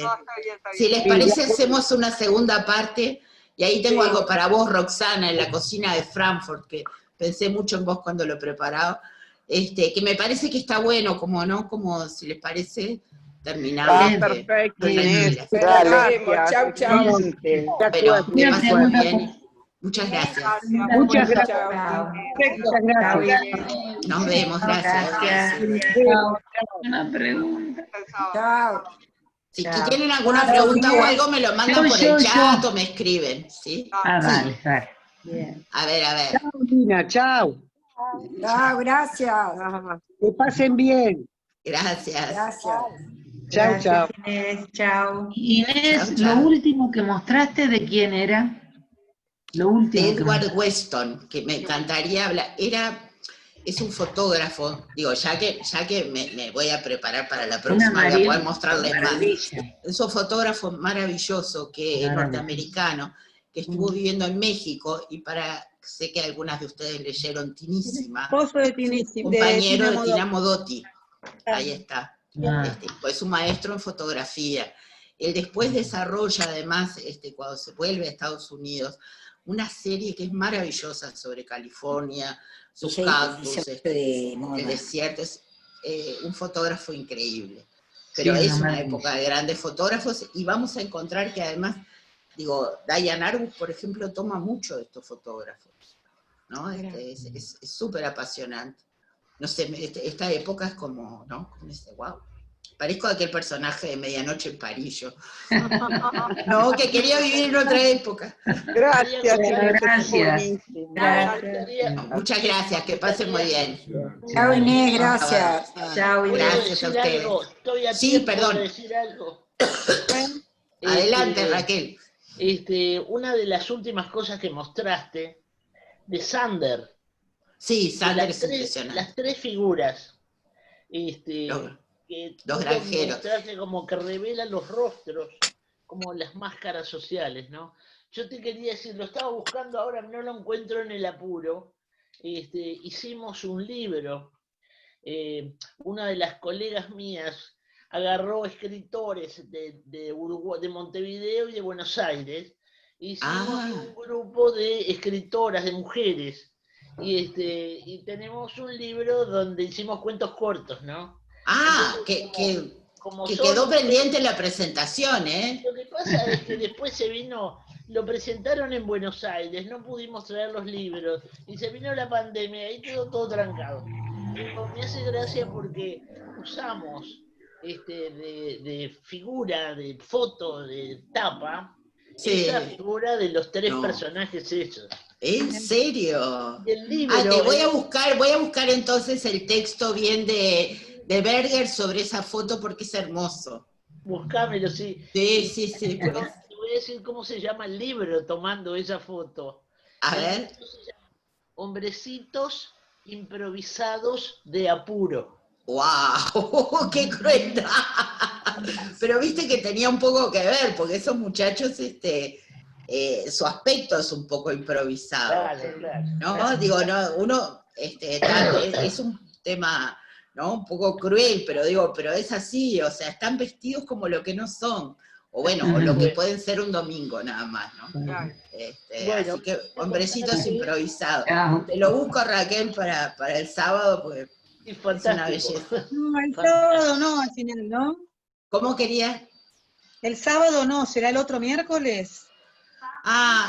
Voy a hacer la consulta por chat para que ustedes me contesten y vemos si ustedes prefieren hacerlo el miércoles, ¿no? Pero yo tengo que consultar antes el tema de esto que le decía que tengo que ver si tengo el miércoles o bueno. Y no puede quedar el sábado que viene y después ver. Sí, la idea, sería el sábado, yo creo que sería lo mejor, el sábado que viene, y después el nuevo ciclo lo comenzamos. Ahí va. Vemos todos qué posibilidades tenemos, qué días y horarios, si les parece. Dale. Bueno, muchísimas gracias. Qué bueno que les entusiasmó. Chao. Chao, nos vemos. Gracias. Chao, gracias. Gracias. Chao. Chao, hasta luego.